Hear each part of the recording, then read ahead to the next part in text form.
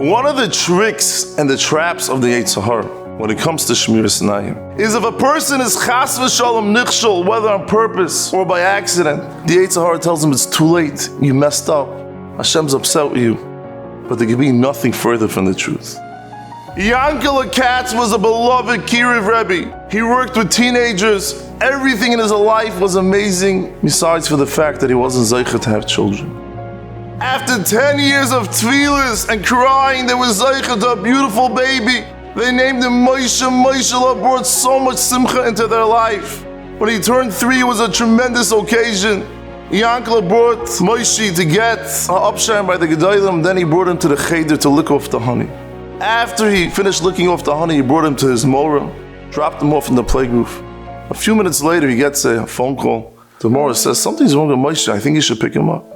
He says, nah, he had a tiring day, let him rest. But a few minutes later, she calls again, she says, you have to come now. By the time Yankele got there, the ambulance was there. Moshe was unconscious. Unfortunately, Moshe didn't make it to the hospital. What a heart-wrenching levaya that waited 10 years for this child. People came to the shiva, and Yankele sat there like a stone. An empty shell, Yankele who was full of life, energetic. Everybody walked in. 10 minutes of awkward silence, and they walked down. They said, Hamokim and Aschem Eschem. The third day of shiva, his Talmidim walked in, and they looked what's going on. This is not their Rebbe. After a few minutes, one of them comes over and they say, Rebbe, if we keep this Shabbos, will you come back to yourself? Yankele was quiet for a few minutes. Then he jumps up and he says, yes! And he starts talking about Emunah, B'tach, and the Rebbeinu Shalom was only good. Yankele was 100% back to himself. A few weeks later, one of Yankele's friends asked him, what did these guys promise you already? They didn't say they're going to keep Shabbos for the rest of their life. They only promised one Shabbos.